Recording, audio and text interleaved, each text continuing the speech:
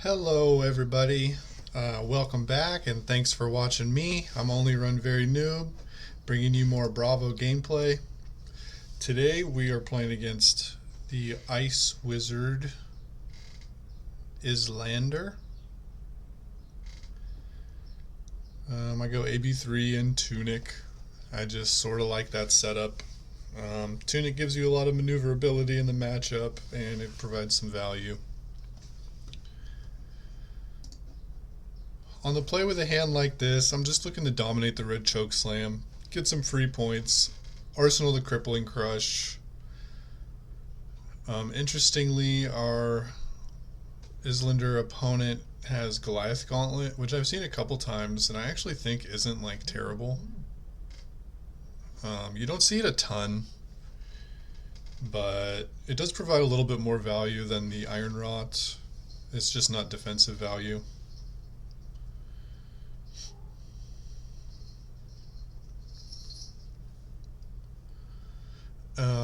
With this Crippling Crush and Arsenal, we're probably looking to throw that at them as soon as possible. Usually when Tunic is up with 3 other blues, we could dominate it.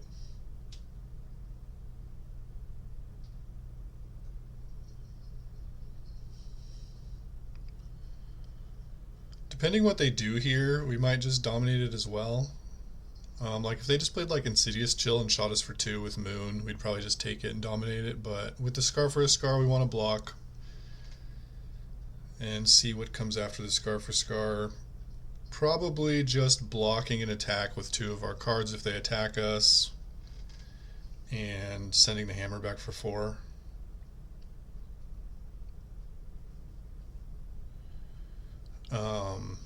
We don't really have an easy way to make our hammer 6 with only 2 cards. They choose draw a card, which is quite interesting. It must mean they didn't have like a card they really wanted in Arsenal. So I definitely think about just blocking with 1 3 block here, but I think just getting our 2 points now instead of hoping that we can get 3 points worth of Arcane Barrier value next turn. Especially with them drawing a card, they might not even have a blue for Arsenal. This is a very value-oriented matchup, and that's why it's quite difficult, is because I believe that Iyslander just has better value than you on a turn-by-turn basis, so we really have to be resolving big, heavy hitters like Dominated Crippling, Tear Asunder, Pummeling attacks, stuff like that. The go again attacks are also very good. Those are like the only cards that we can play that keep up on value.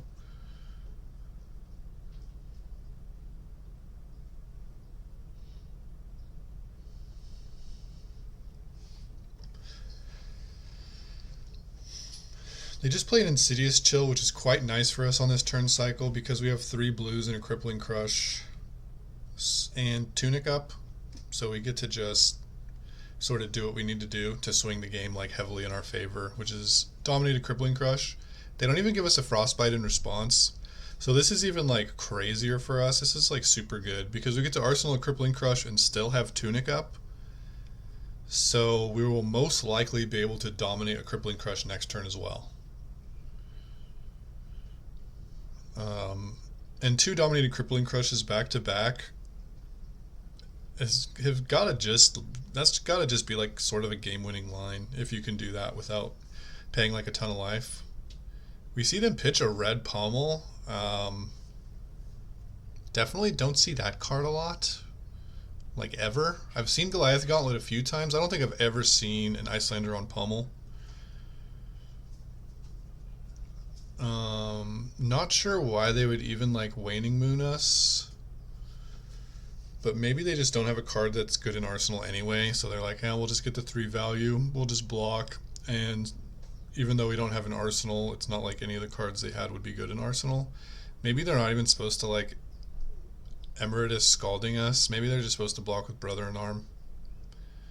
But with them having no cards in hand and no Arsenal next turn, we get to just dominate Crippling Crush without even using the Tunic counter. Even get to Arsenal as Sigil.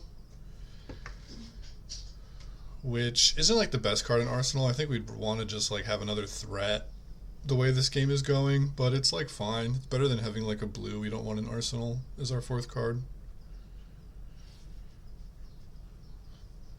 And I feel like this game has already gotten like way out of reach for our opponent. They had sort of an unfortunate draw last turn. But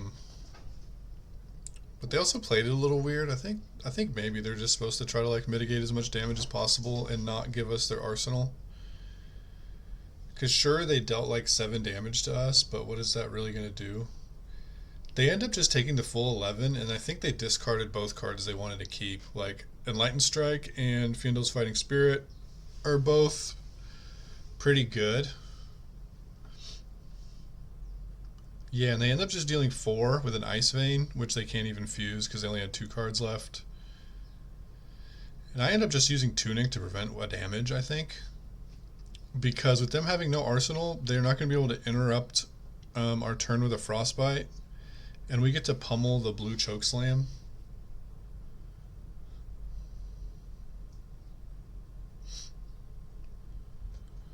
This might have been a little value negative. Like we could have just pitched the blue Chokeslam, kept the Tunic up, and still threatened 10 damage. But the discard off the pummel kind of makes up for that. And not only is it 3 value, but it might even be more because they can do a lot more on a 3-card hand than they can on a 2-card hand. They end up having double defense reaction to cover it all up, but they still won't have a turn. It'll probably just be Arsenal Pass. And we end up drawing some gas here. Kind of makes me wish I still had the Tunic counter, because then I could play Rouse the Ancients, Revealing Belting, and Cranial Crush. And if they gave us a Frostbite, we could just activate our Tunic and hammer, pitching only the Cranial Crush, then play the Sigil and Arsenal the Belting. But we still do that line. It's just if they give us a Frostbite, we have to pitch the Belting instead of having it in Arsenal.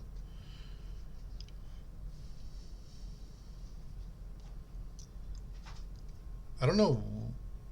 It looked like I was about to play Sigil. I don't have to play Sigil here at all. Like, I can just keep it in Arsenal frozen.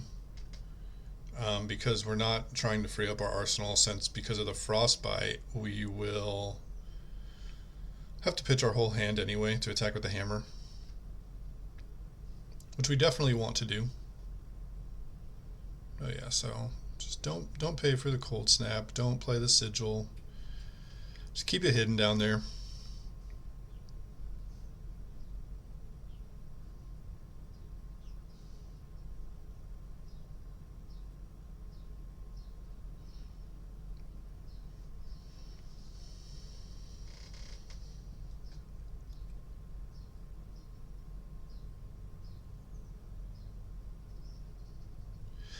Oh, I didn't notice that. We're actually just going to play the Zealous Belting because one of the cards in our pitch zone is Warmonger's Diplomacy, so the hammer would only be for 4, and the Zealous Belting's for 5, so it's a little bit more.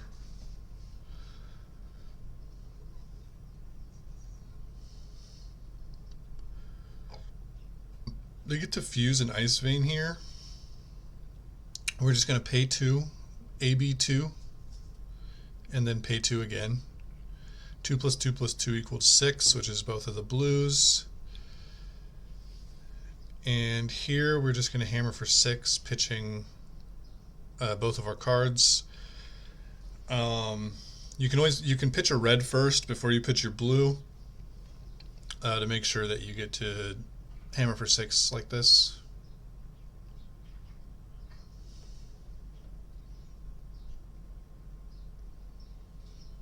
The life lead and tempo that we got off the back-to-back cripplings is really showing here. With our life total lead like this, I think it's going to be very, very difficult for our opponent to get back into the game.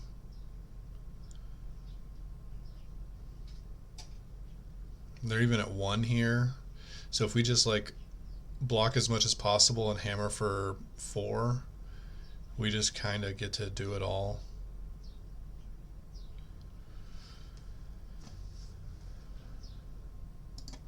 This is sort of interesting. We don't have 2 blues we can pitch because we definitely want to threaten their life with the hammer. We have a tunic counter up though. So what do we do? I think I just discard to Insidious Chill. The Chokeslam or the Spinal, I don't think it really matters. So probably the Spinal, just because just in the off chance we get back to the Chokeslam, it's a little easier to play with more floating resources behind. Then we use Tunic and a blue to AB2 and pay 2, just getting our Tunic value where we can.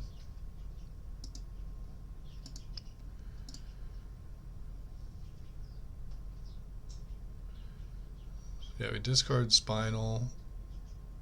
Then I imagine I use Tunic here, just for the extra point.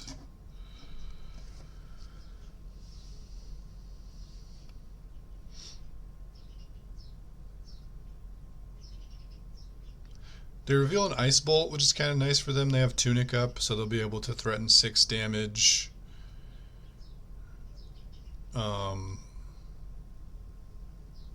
With just 1 blue. But they have to block all of our damage, and they play a fair number of 2 blocks, so hammering for 6 is quite good. With the Sigil and Arsenal, we're even like way out of kill range. Iyslander's kill range is like 12, I think, is kind of like the max. They can do 5 with Stormstriders, 4 with Scalding and Arsenal, and then 3 with Moon.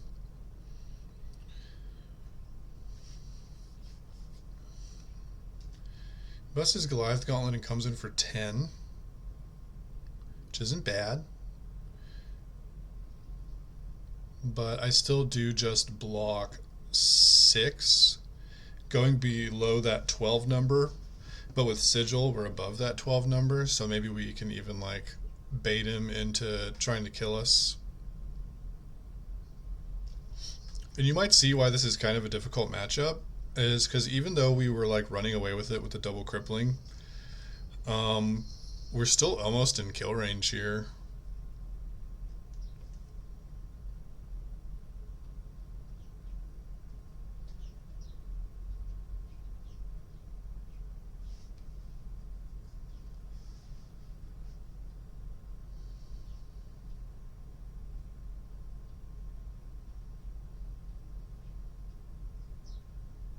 I think I probably should have played my Sigil. Oh no, because I'm still at 6. I was thinking I would go down to 5, but I had the 1 floating from CNC, so I only take 5 and not 6 there.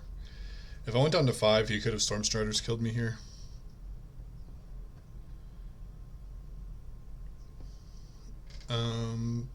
But yeah, they don't have any cards in Arsenal, and I don't think they're going to be able to get any cards in Arsenal. They have to play around Pummel, and that's not easy without Sync or Fate.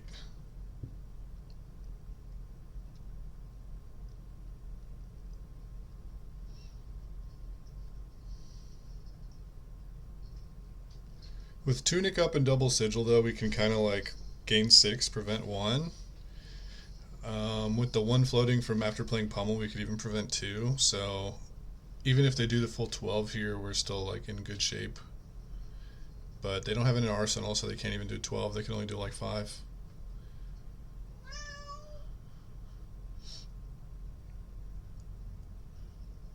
They decide to get greedy with Brothers in Arms, but yeah, we have the Pummel. And I think that seals it. But I don't think they can play around Pummel, so they probably just like did what they needed to do. Maybe it would have been better for them to block with the Fighting Spirit in the Brothers in Arms, because it would have still blocked 4, but they would have gained 1.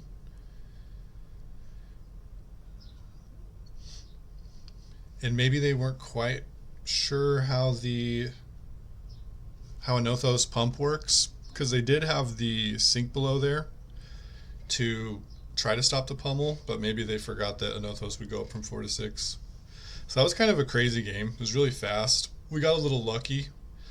Saw an interesting choice from the Iyslander to play Goliath Gauntlet and Red Pummel. I think the red pummel might have been like kind of scary if we gave him a 4-card hand at any point in the game. And the Goliath gauntlets were certainly pretty scary. Like Wounded Bull for 10's no joke. But what looked like was going to be like an easy game that we were running away with actually got kind of tight at the end. We had a bunch of sigils, so we were like never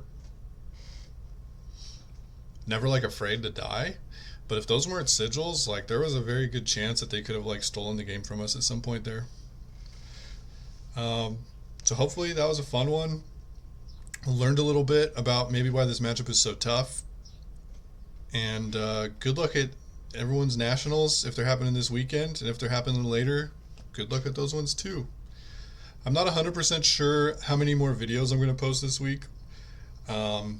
Tomorrow on Wednesday, I have to get ready for everything, like clean up the house and pack and kind of make sure I have everything that I need to bring with me, and then I fly out Thursday. But maybe I'll have time to post one more video. We'll see. We'll see how it goes. So thanks for joining us, or me, and I'll see you next time.